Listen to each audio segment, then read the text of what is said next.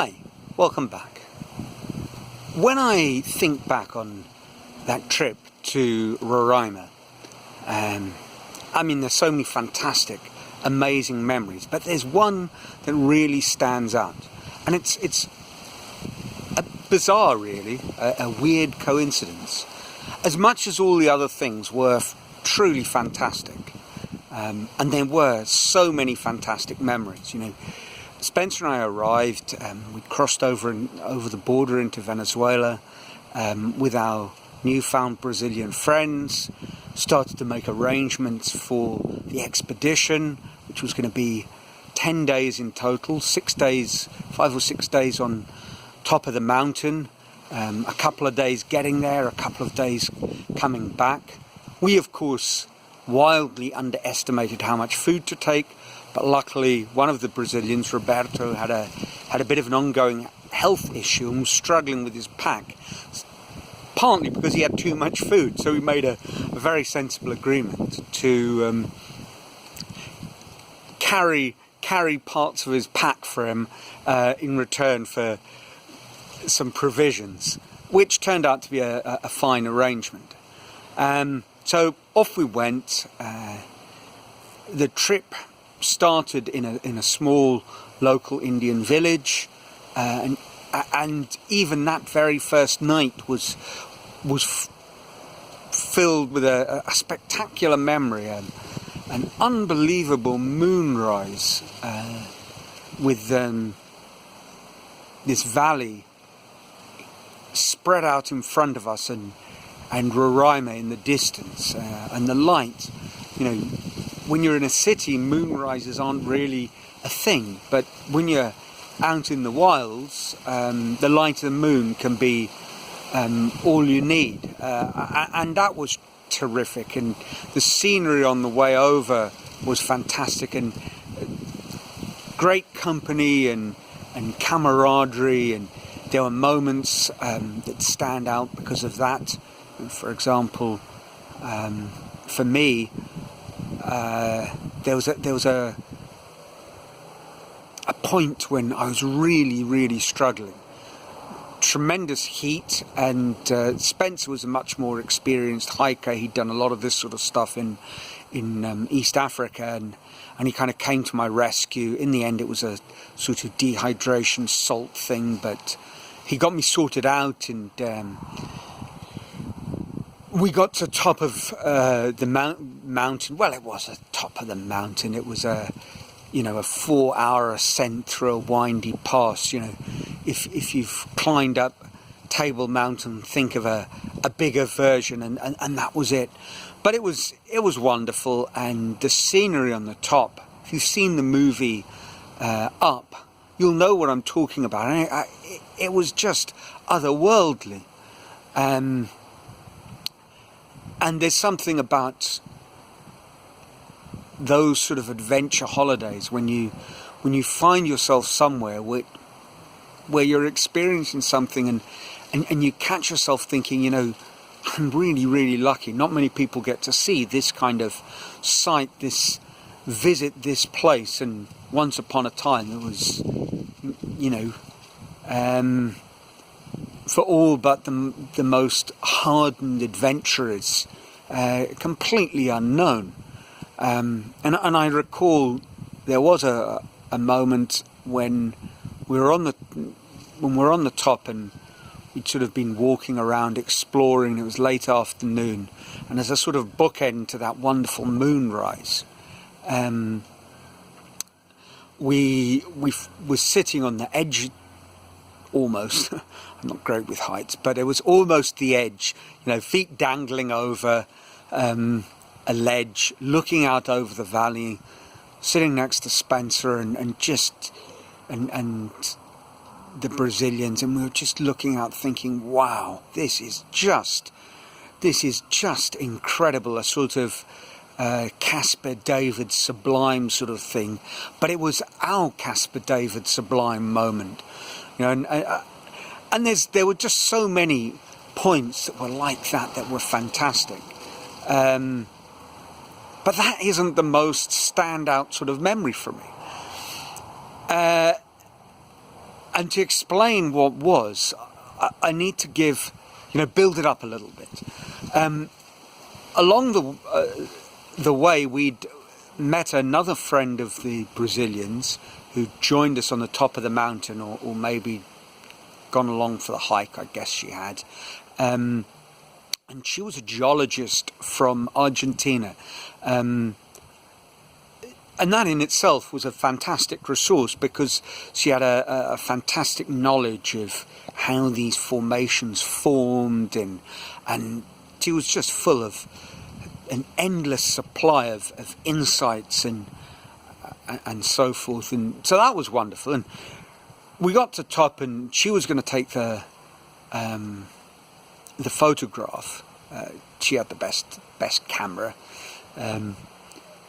And so there we were, and instead of saying cheese, for some really peculiar reason that defies description, instead of the word cheese, she'd used the word Kandinsky. Most peculiar.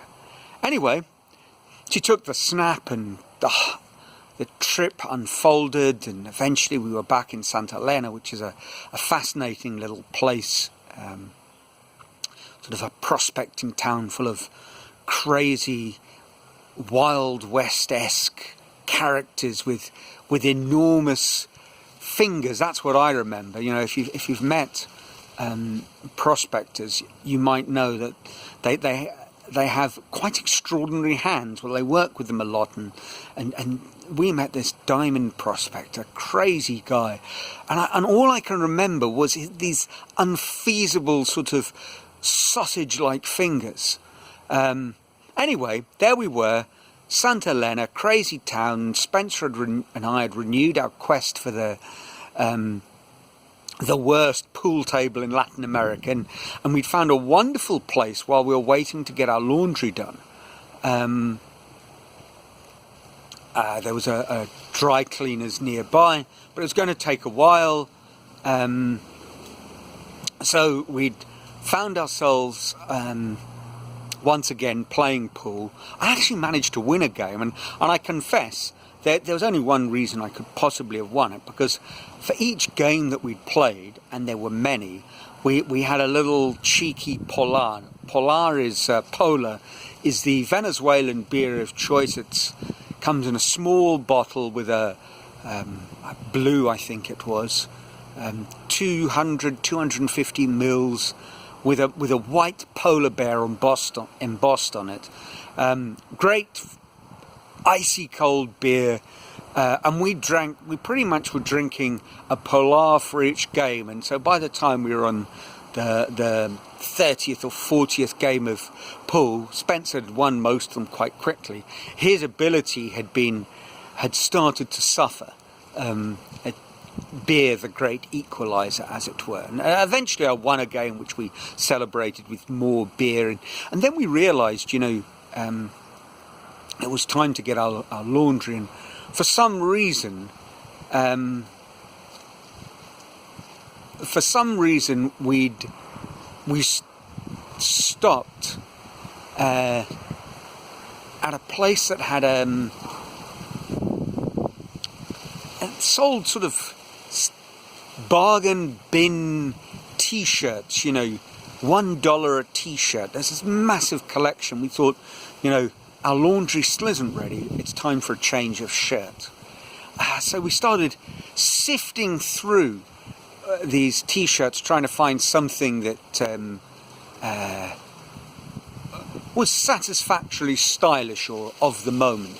And it was amazingly difficult. I mean, there are a lot of tedious sort of touristy designs and so on. And then I found my t-shirt, and it was this wonderful, abstract, colourful design painted by Kandinsky. And I bought the t-shirt, obviously, and it was just a moment when I thought, isn't this a spectacular holiday? A strange link where this word that the geologist, I forget her name, had used instead of cheese.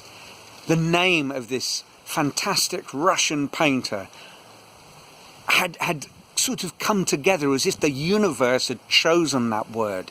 And there it was, my new t-shirt, Kandinsky. And Kandinsky was a pretty spiritual kind of guy anyway, you know. I think his paintings were quite meaningful. What they meant, I don't know. But for me, those sort of things have always seemed like a sign that things work out, that life comes together and is wonderful and full of surprises and amazing things. And that is the quintessential good life for me.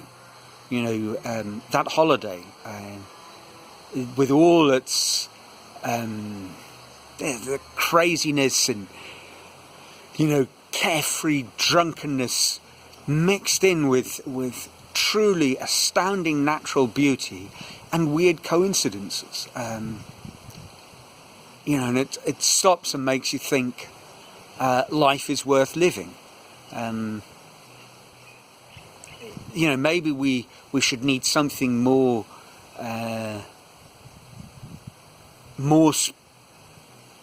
deep and profound, more meaningful than Kandinsky cropping up twice on a holiday. But that does it for me. That's my good life. So there we are. Kandinsky. It makes me laugh even now. You know, silly I know, but Kandinsky. So I hope you're having a wonderful time wherever you are. I'm going to enjoy the rest of my day. A bit of sculpture. Maybe it'll rain. It's slightly overcast. Maybe it won't. But whatever you're doing, I hope you have a fantastic day. And from Brazil, Kandinsky. Ciao.